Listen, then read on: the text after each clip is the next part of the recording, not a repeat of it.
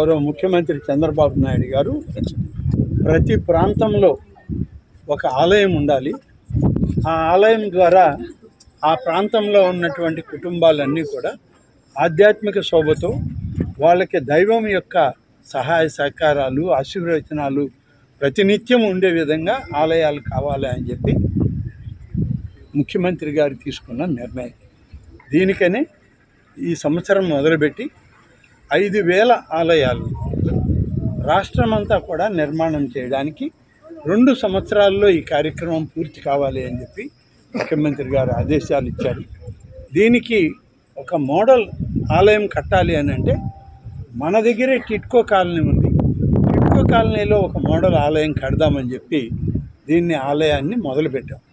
ఇది మొదలుపెట్టేటప్పుడు దీనికి మంజూరైనటువంటిది 10 లక్షల రూపాయలు మాత్రమే. కానీ ముఖ్యమంత్రి గారు అన్ని విధాలా సౌకర్యవంతంగా ఉండాలి, ప్రహరీ నిర్మాణం జరగాలి, భజన మందిరం అంటే ఏదో 4 స్తంభాలు పెట్టి ఒక స్లాబ్ వేయడం కాదు, ఆలయం ప్రతిష్టతో కూడుకున్న భజన మందిరం ఉండాలి, ప్రతి ఒక్కరు కూడా నిత్యం పూజ చేసుకునే విధంగా ఆలయ నిర్మాణం జరిగే విధంగా ఏర్పాటు చేయండి అని చెప్పడంతో ఆ ఆలయాలకి 3 విభాగాలు చేశాం. ఒకటి 5 సెంట్లు స్థలం కానీ ఉంటే 20 లక్షల రూపాయలు, 10 సెంట్ల స్థలం ఉంటే 30 లక్షల రూపాయలు, 15 సెంట్ల నుంచి 20 సెంట్ల స్థలం ఉంటే 40 లక్షల రూపాయలు పెట్టి ఆలయం నిర్మాణం చేయాలన్నది ఇవాళ ముఖ్యమంత్రి గారు ఇచ్చినటువంటి ఆదేశం. ఆ ఆదేశం మేరకు ఇవాళ 5,000 ఆలయాలను ప్రారంభించడానికి ఇప్పటికే 1,080 ఆలయాలకి మంజూరు ఇచ్చాం. ఇది మొదటి ఆలయం.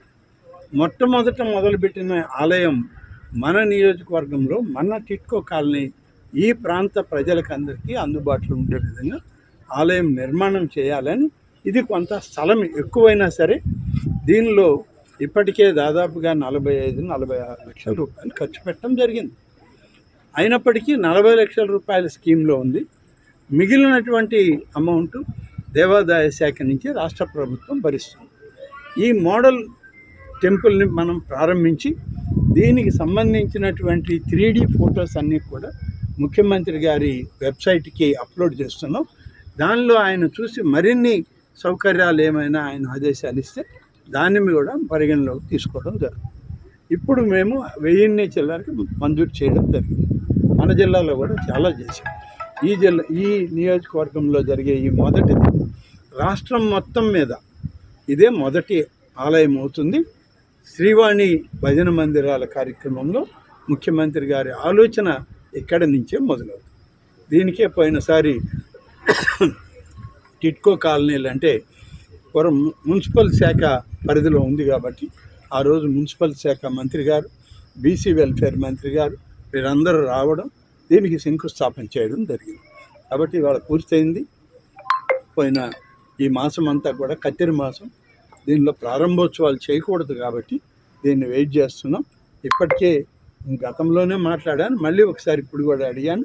రామాలయ నిర్మాణం కావాలి మాకు, సీతారాముల విగ్రహాలను ప్రతిష్ఠించండి అని చెప్పి అడిగారు.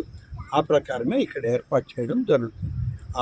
దానికి సంబంధించిన విగ్రహాలన్నీ కూడా తిరుపతిలో తయారయ్యి అవి తీసుకొచ్చి ప్రారంభం చేసే ముందు తీసుకొచ్చి ఇక్కడ కట్టి వాటికి సంప్రోక్షణ చేయాలి, పూజ చేయాలి. వారం రోజుల క్రతువు అయిన తర్వాత దీన్ని ప్రతిష్ఠించడం జరుగుతుంది. ఈ ప్రతిష్టా కార్యక్రమంలో ఆ ప్రారంభోత్సవానికి పురపాలక శాఖ మంత్రి గారిని కూడా ఇక్కడికి ఆహ్వానిస్తాము. మిగిలినటువంటి ఇంకా అభివృద్ధి కార్యక్రమాలు ఉన్నాయి, వాటిని కూడా ఆయన సంబంధించినటువంటి శాఖ పరిధిలో ఉంది కాబట్టి టిట్కోలో కూడా కొంచెం ఎక్కువ ఏర్పాట్లకి, ఎక్కువ వనరులని మనం ఇక్కడ తయారు చేసుకోవడానికి ఆయన సహాయం కోరాం. త్వరలోనే ఈ ప్రారంభోత్సవానికి ఆయన్ని కూడా పిలిచి దాన్ని ప్రారంభించాలని ఇప్పటి వరకు మేము ఆలోచిస్తున్నాం. త్వరలోనే వైదిక పండితులు, ఆగమ శాస్త్రవేత్తలు అందరినీ కూడా సంప్రదించి ఒక మంచి ముహూర్తం, తొలి ఆలయం ఇది శ్రీవాణి శాంక్షన్స్ కాబట్టి దీనికి అన్ని విధాల అనుకూలమైనటువంటిది, పవిత్రమైన రోజును చూసి ఆ రోజు దీన్ని ప్రారంభించడానికి మరి పెద్దలందరూ, మహిళలు, ఇక్కడ వాళ్ళే దీనికి కర్తలు అవుతారు. మేము నిర్మాణం చేసేటువంటి కూలీలం మాత్రమే. మేము ఇందులో సేవలు చేసిన, సేవలు పొందిన ఈ టిట్కో కాలనీ వాసులు, ఈ చుట్టుపక్కల వాళ్ళకే ఇది అంకితం చేయడం, వాళ్ళకే అప్పచెప్పడం జరుగుతుంది. దీనికి ధూపదీప నైవేద్యం కింద 10,000 రూపాయలు ఇచ్చి అర్చక వృత్తి ఎవరైతే చేస్తారో కార్యక్రమం వాళ్ళకు కూడా మేము ప్రభుత్వం నుంచి ఒక ధూపదీప నైవేద్యం స్కీమ్లో నిధులు కూడా మంజూరు చేసాం. బహుశా అక్కడ వచ్చేటువంటి పూజారి అకౌంట్ తెలిసాక అకౌంట్కి ప్రతి నెల ట్రాన్స్ఫర్ చేస్తాం డబ్బు. కాబట్టి ఇది నిత్య వైభోగంతో ఈ రామాలయం వెలగాలి అనేదే మా అందరి ఆకాంక్ష. మొదటిది కాబట్టి ఇంకా జాగ్రత్తలు తీసుకుంటాం. ఇందులో స్థలం ఎక్కువగా ఉంది, మామూలుగా ఉండాల్సిన స్థలం కన్నా ఎక్కువ స్థలం కాబట్టి ఇందులో చెట్లను పెంచాలి అనేది. చెట్లను పెంచడం అంటే ఏదో పూలకను లేకుంటే పచ్చదనం కోసమో పెంచడం కాదు. 25 రకాల చెట్లు కూడా మన పూర్వీకులు నిర్ధారించారు. అటువంటి పవిత్రమైన 28 చెట్లను కూడా ఇక్కడికి తీసుకొచ్చి వాటిని ఇక్కడ నాటించడం, వాటిని పెంచి పెద్ద చేసే బాధ్యత కూడా ఈ వీళ్ళకే అప్పచెప్పి వీళ్ళ ద్వారానే ఈ నక్షత్ర వనాన్ని ఒక మోడల్ టౌన్షిప్గా టెంపుల్గా దీన్ని తయారు చేసి దీన్ని ఈ ప్రాంత వాసులకి తొందరలోనే అప్పచెప్పాలని మేము ఆలోచన. ఫస్ట్ ద్వారా ఇంకా కొన్ని కావాల్సినటువంటివి ఏర్పాట్లు ఉంటే మా అధికారులతో మాట్లాడి సూచించడం జరిగింది. గ్రౌండ్ కూడా ఈ యొక్క నేలకు కూడా ఎప్పుడు ఎంత ఎండ ఉన్నా అది వేడి కాకుండా కాళ్ళు కాలకుండా వచ్చేటువంటి వాళ్ళు ప్రశాంతంగా రావడానికి వీలయ్యేటువంటి గ్రానైట్ స్టోనే ఎక్కడ దొరికితే అక్కడి నుంచి తెప్పించి వేయాలనుకుని అధికంగా అయ్యేటువంటి భారాన్ని కూడా ప్రభుత్వమే పరిష్కరించాలి.